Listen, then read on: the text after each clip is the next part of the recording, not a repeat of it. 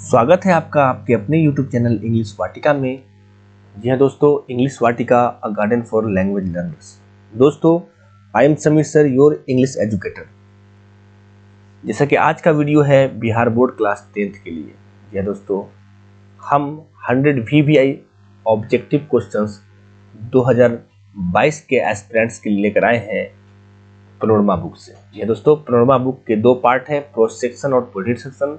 तो हम लोगों ने स्टार्ट किया है प्रोज सेक्शन का और इसका पहला पार्ट ऑलरेडी अपलोड हो चुका है। यदि आपने उस पार्ट को नहीं देखा है तो बिना देर किए हुए जल्दी से उस पार्ट को देख लें और उसके अंतर्गत बताए गए 25 क्वेश्चंस को अध्ययन कर लें। हम आज के वीडियो में अगले 25 क्वेश्चंस को देखेंगे। ये दोस्तों क्वेश्चन नंबर 26 to 50। चलिए शुरू करते हैं आज का पहला क्वेश्चन। पहला क्वेश्चन 26 है, in the pace for living the writer captures the agony of dash man. ये पहले पार्ट से पहला प्रश्न है। द पेस फॉर लिविंग में लेखक कैप्चर किसके एगोनी को करते हैं? ऑप्शन ए है मॉडर्न मैन के एगोनी करते हैं, ऑप्शन बी है एंशिएंट मैन के एगोनी करते हैं, ऑप्शन सी है फ्यूचर और ऑप्शन डी है अनसिविलाइज्ड। यह दोस्तों ऑप्शन ए आपका करेक्ट आंसर है। द पेस फॉर लिविंग में राइटर जो है मॉडर्न मैन के एगोनी को कैप्चर करते हैं। देखते हैं अगला प्रश्न 27। Jim's mother told him that he used up dash by watching television all the time. Jim की माँ ने उससे कहा कि वह यूज करता है dash by watching television all the time, यानी क्या यूज करता है जिम टेलीविजन देखने में हर समय। ऑप्शन ए है पेट्रोल, ऑप्शन बी है वाटर, ऑप्शन सी है इलेक्ट्रिसिटी और ऑप्शन डी है time. Correct answer is option C electricity. जी दोस्तों, जिम की माँ ने उससे कहा कि वह इलेक्ट्रिसिटी का यूज करता है हमेशा टीवी देखने में। नेक्स्ट क्वेश्चन 28 है, Mahadevi Verma was the recipient of which of the following award. निम्नलिखित अवार्ड्स में से किस अवार्ड्स को महादेवी वर्मा ने प्राप्त किया? ऑप्शन ए है Mangal Prasad prize, option B है Bharat Bharati prize, option C है पद्म भूषण प्राइज और ऑप्शन डी है ऑल ऑफ दीज। दोस्तों, महादेवी वर्मा जो कि गिल्लू की लेखिका हैं, उनको ये सभी पुरस्कार मिले थे, इसलिए आपका करेक्ट आंसर होगा option D all of these. देखते हैं अगला प्रश्न 29।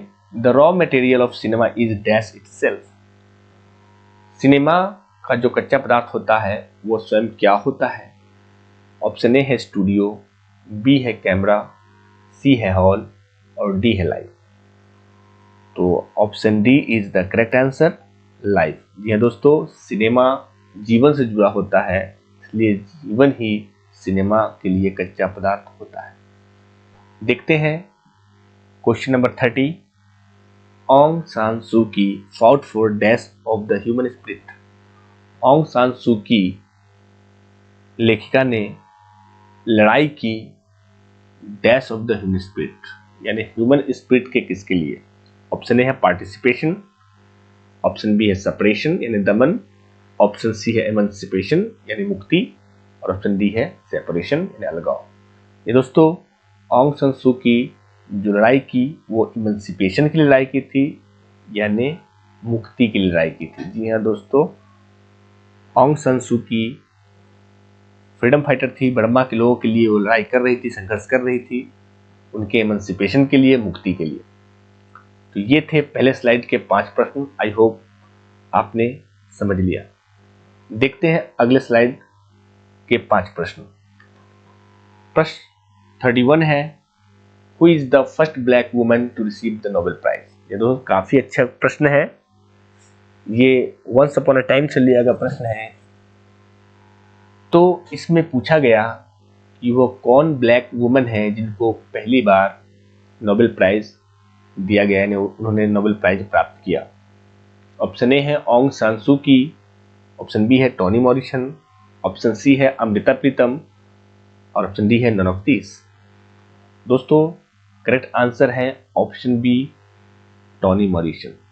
ये दोस्तों टोनी मॉरिसन ही पहली ब्लैक वुमन है जिनको नोबेल प्राइज दिया गया। Next question 32, in India the difference between the masses and classes is not one of qualities but of information and dash. Bharat में मासेज और क्लासेज के बीच जो डिफरेंस है, मासेज जनसमूह जनता को बोला जाता है और क्लासेज एक विशेष प्रकार के वर्ग को बोला जाता है, इन दोनों के बीच जो डिफरेंस है वह केवल गुणों का ही नहीं बल्कि इंफॉर्मेशन और डैश का है। ऑप्शन ए है अपॉर्चुनिटी का, ऑप्शन बी है फूड का, ऑप्शन सी है ड्रेस का और ऑप्शन डी है हेयर का। दोस्तों करेक्ट आंसर है अपॉर्चुनिटी। जी हाँ दोस्तों, मासेज और क्लासेस के बीच जो डिफरेंस है उन क्वालिटियों में इंफॉर्मेशन के साथ साथ अपॉर्चुनिटी भी एक क्वालिटी है। Next question 33, the two girls forgot their dash and became friends again. दो लड़कियां भूल गई अपनी क्या, एंगर को, जेलसी को, फ्रेंडशिप को, फार्म्स को। करेक्ट आंसर है एंगर को। ये दोस्तों दो लड़कियां, ये प्रश्न little girls wiser than men से लिया गया है, जिसमें ऑकुलिया और मलासा नाम की दो लड़कियों की कहानी है, उनके बीच जो झड़प होती है उसकी कहानी है। तो इस आधार पर इन दो लड़कियां आपस में लड़ी भी और अपने गुस्से को भूल भी गई। नेक्स्ट प्रश्न 34, how many girls were there in the film. दोस्तों यह प्रश्न चैप्टर 1 यानी पेस फॉर लिविंग से लिया गया है। उसमें कॉर्न मर्चेंट, जो एल्डरली कॉर्न मर्चेंट है, वो अपनी वाइफ के साथ जब सिनेमा देखने जाता है तो उसी सिचुएशन में प्रश्न उससे लिया गया है कि उस सिनेमा में कितनी लड़कियों को दिखाया गया। Option A 2, option B 3, option D 4 and option C 4 and option D 5। दोस्तों उस सिनेमा में 3 लड़कियों को दिखाया गया और उनको नाम दिया गया ABC। जी हाँ दोस्तों, देखते हैं अगला प्रश्न 35, who is the author of me and ecology bit. Chapter 2 है मी एंड इकोलॉजी बिट, इसके ऑथर कौन, इसके लेखक कौन है। Option A RC Hutchinson, option B Toni Morrison, option C John Legjo, option D John Legjo. यह दोस्तों option C और ऑप्शन डी लगभग सेम ऑप्शंस हैं, बट इनमें जरा सा डिफरेंस है, वही डिफरेंस हमें समझना है। इसका सही करेक्ट आंसर होगा जॉन लेग्जो यानी ऑप्शन सी। यहाँ पे जॉन का स्पेलिंग JON और इसमें जॉन का स्पेलिंग है JOHN, बस इसको देखिएगा, मिस्टेक नहीं कीजिएगा। सही आंसर ऑप्शन सी होगा जॉन लेग्जो। तो दोस्तों ये थे सेकंड स्लाइड के 5 प्रश्न। I hope you got it very well. The next slide and questions are, question number 36 is Mahadevi Verma was an elected fellow of dash academy. दोस्तों महादेवी वर्मा जो गिल्लू की लेखिका है वो नामित हुई डैश अकेडमी के फेलो के रूप में। ऑप्शन ए है साहित्य अकेडमी, ऑप्शन बी है संगीत नाटक अकेडमी, ऑप्शन सी है कला अकेडमी एंड ऑप्शन डी है नन ऑफ दिस। तो करेक्ट आंसर है ऑप्शन ए साहित्य अकेडमी। ये दोस्तों महादेवी वर्मा को इलेक्ट किया गया साहित्य अकेडमी के फेलो के रूप में। नेक्स्ट प्रश्न है, विच of the following film was produced by Satyajit रे। कौन सी फिल्म सत्यजीत राय ने प्रोड्यूस की। ऑप्शन ए है पाथर पंचाली, ऑप्शन बी है शतरंज के खिलाड़ी, ऑप्शन सी है चारुलता और ऑप्शन डी है ऑल ऑफ दिस। दोस्तों I know you know the answer, option D is the correct answer. ये सारी फिल्में जो हैं वो सत्यजीत रे ने ही प्रोड्यूस किया है। पाथर पंचाली, चारुलता और शतरंज के खिलाड़ी, इन फिल्मों के निर्माता जो है वो सत्यजीत राय है। देखते हैं अगला प्रश्न 38, व्हेन वाज ऑन्ग सान सू की बोर्न। ऑन्ग सान सू की कब जन्म ली। दोस्तों याद रखना है ऑप्शन ए इसका करेक्ट आंसर है 19 जून 1945। 19 जून 1945 को ऑन्ग सान सू की का जन्म हुआ। Next question, when did Toni Morrison receive the Nobel prize. ये दोस्तों ये Toni Morrison first black women है जिनको नोबेल प्राइज मिला था और इस प्रश्न में पूछा जा रहा है कि वो नोबेल प्राइज कब मिला था। तो इसका करेक्ट आंसर होगा ऑप्शन डी AD 93। ये दोस्तों 1993 में टोनी मॉरिसन जो कि प्रथम ब्लैक वुमेन थी उनको नोबेल प्राइज दिया गया था। क्वेश्चन नंबर 40 है, Humayun Kabir was a famous dash. Humayun Kabir जो यूनिटी ऑफ कल्चर के ऊपर उन्होंने लिखा है एस से लिखा है, तो वो फेमस क्या थे, बताना है कि हुमायूं कबीर फेमस थे किस रूप में। तो ऑप्शन ए है पोएट के रूप में, ऑप्शन बी है नॉवेलिस्ट के रूप में, ऑप्शन सी है पॉलिटिकल थिंकर के रूप में, और ऑप्शन डी है ऑल ऑफ दीज। दोस्तों इसका भी करेक्ट आंसर होगा ऑल ऑफ दीज, क्योंकि हुमायूं कबीर एक पोएट भी थे, एक नॉवेलिस्ट भी थे और एक पॉलिटिकल थिंकर भी थे। तो ये थे क्वेश्चन नंबर 40, यानी इस स्लाइड के 5 क्वेश्चंस। आई होप आपने इसको अच्छे ढंग से समझ लिया। चलते हैं अगले प्रश्न की तरफ। Question number 41 is which festival is referred to by the writer in the story little girls wiser than men, यानी कहानी little girls wiser than men में किस त्यौहार को रेफर किया गया है, लेखक के द्वारा किस त्यौहार को बताया गया है उस कहानी में। ऑप्शन ए है क्रिसमस, ऑप्शन बी है ईस्टर, ऑप्शन सी है होली, और ऑप्शन डी है नन ऑफ दीज। दोस्तों correct answer is Easter. Little girls wiser than men में ईस्टर नामक त्यौहार को बताया गया, रेफर किया गया है। ईस्टर क्रिश्चियन का त्यौहार है। देखते हैं क्वेश्चन नंबर नेक्स्ट, यानी 42, which tribe did the author belong. ये दोस्तों ये पहले चैप्टर से फिर क्वेश्चन आ गया पेस फॉर लिविंग से। इसमें बताया जाता है कि ऑथर किस ट्राइब से बिलोंग करते हैं, किस कबीले से बिलोंग किया। तो पहला है फास्ट थिंकर के कबीलों से, स्टडी थिंकर्स के कबीलों से, स्लो थिंकर्स के कबीलों से, और नन ऑफ दीज। तो करेक्ट आंसर ऑप्शन सी है, ऑथर बिलोंग किया किससे, स्लो थिंकर्स के कबीलों से। तो the author belong to slow thinkers tribe.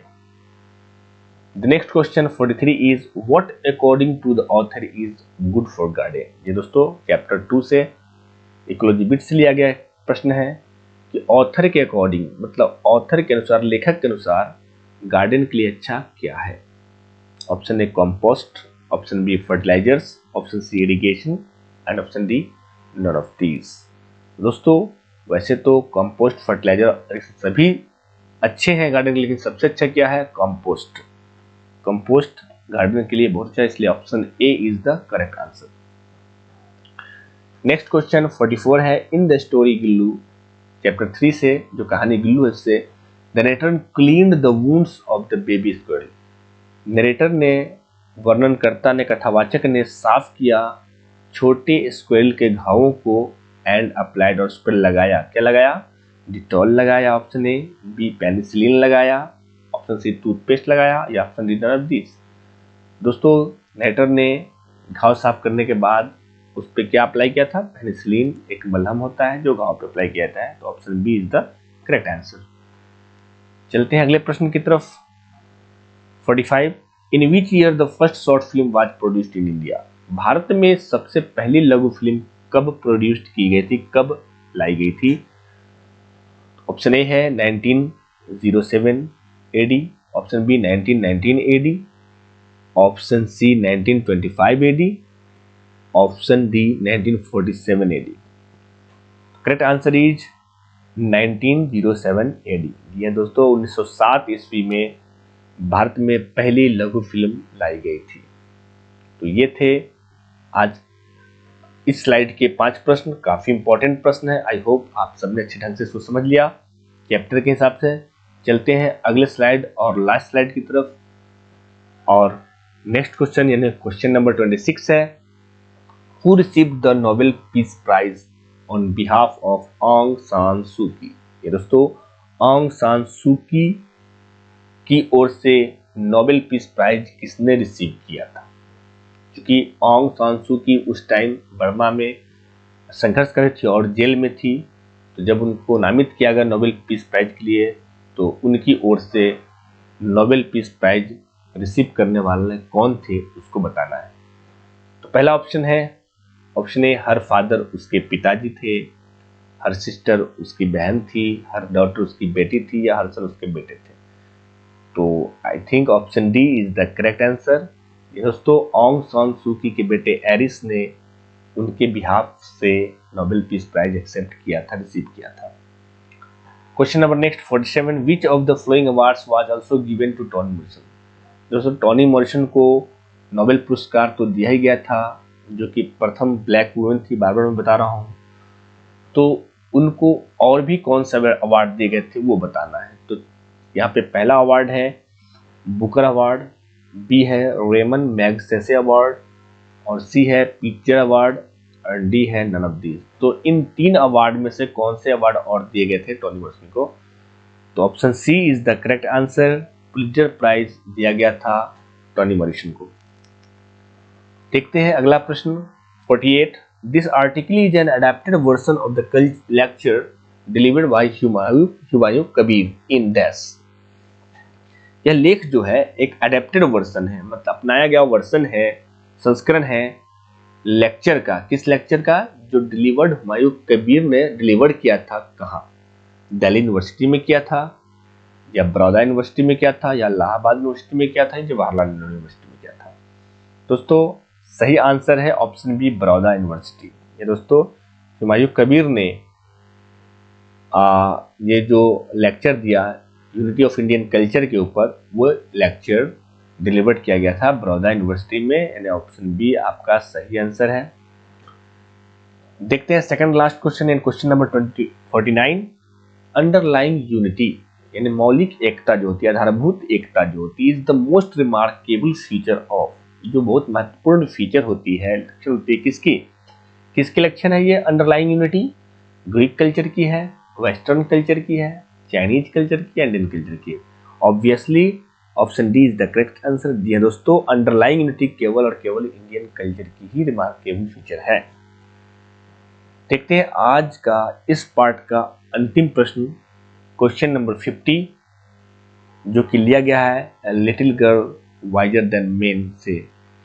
When Akulya saw dash on her frock she was angry. Akulya ने जब देखा डैश अपने फ्रॉक पे, वह एंग्री हो गई। तो क्या देखकर वो एंग्री हो गई? ऑप्शन ए है स्टेन्स, ऑप्शन बी है फ्लावर्स, ऑप्शन सी है ड्राइंग्स, एंड ऑप्शन डी है फ्रूट्स। दोस्तों स्टेन्स का मतलब होता है दाग धब्बे। दोनों लड़के जब खेल रही थी तो कीचड़ का दाग उस अकुलिया के ड्रेस पे, फ्रॉक पे पड़ जाता है, तो क्या हो जाती है? गुस्सा आती है। इसलिए option A is the correct answer. दोस्तों ये थे आज के 26 to 50 क्वेश्चंस ऑब्जेक्टिव पनोरमा के प्रोज सेक्शन से। अगले 25 प्रश्न को हम लोग नेक्स्ट पार्ट में देखेंगे। तब तक बने रहिए इंग्लिश वाटिका के साथ। और यदि आपने अभी के सभी प्रश्न देखे तो उनके आंसर एक बार फिर से देख ले। ये आंसर सीट है 26 to 50 क्वेश्चंस के। तो ये थे आज के वीडियो।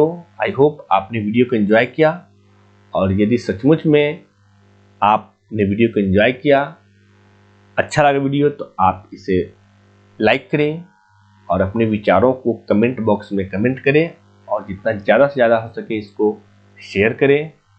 तो मिलते हैं फिर अगले वीडियो में, तब तक के लिए बाय, अलविदा।